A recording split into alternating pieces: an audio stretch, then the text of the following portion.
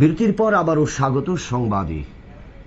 ভারতের স্বাধীনতার ঠিক এক বছর পর 1948 সালের 24শে এপ্রিল মার্ক্সবাদী দার্শনিক শিবদাস ঘোষ ভারতবর্ষের মাটিতে প্রকৃত সাম্যবাদী দল SUCI প্রতিষ্ঠা করেছিলেন।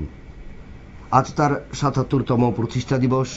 এই উপলক্ষে স্টুডেন্ট হেলথ হোমে আয়োজিত হয় এক সভায়, এবং সভায় শুরুতেই কিন্তু কাশ্মীরের পেহেলগাঁওয়ের পর্যটকদের উপর বর্বরচিত যে সন্ত্রাসবাদী হামলা তার নিন্দা জানিয়ে কিন্তু প্রস্তাব পাঠ করা হয়, এবং তারপর সেখানে কিন্তু উপস্থিত প্রত্যেকে এই শিবদাস ঘোষের যে তার জন্মদিন বা প্রতিষ্ঠা দিবস, এই প্রতিষ্ঠা দিবসের অনুষ্ঠানে অংশ নেন, এবং উপযুক্ত শিক্ষা, স্বাস্থ্য পরিষেবার অভাব যেটা রয়েছে সেই সমস্ত বিষয়ে আজকের এই হলসভা বা বার্ষিক সভা থেকে কিন্তু নতুন বার্তা পৌঁছে দেন সংশ্লিষ্ট বা এই সংগঠনের নেতৃত্ব অরুণ ভৌমিক।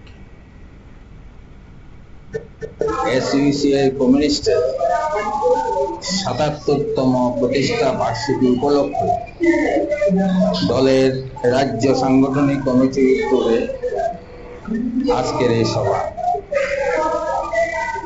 1948 সালের 24শে এপ্রিল মহান মার্ক্সবাদী দার্শনিক শিবদাস ঘোষ ভারতবর্ষের মাটিতে প্রকৃত সাম্যবাদী দল হিসেবে SUCI কমিউনিস্ট প্রতিষ্ঠা করেছিলেন। ফলে 24শে এপ্রিল আমরা এই প্রতিষ্ঠা দিবস পালন করতে পারিনি। সারা ভারতবর্ষের 26টি রাজ্যে একই দিনে এই প্রতিষ্ঠা বার্ষিকী পালন করতে গেলে কেন্দ্রীয় বক্তার দরকার বলে আমরা পারিনি। আজকের এই সভায় প্রধান বক্তা হিসেবে উপস্থিত হয়েছেন কেন্দ্রীয় কমিটির।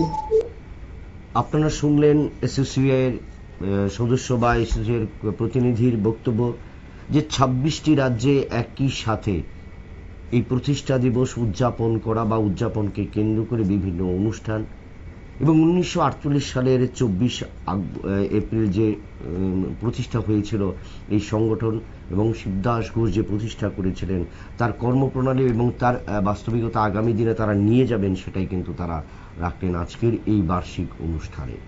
আবার উনি নিচ্ছে একটা ছোট্ট বিজ্ঞাপন বিরতির, সঙ্গে থাকুন।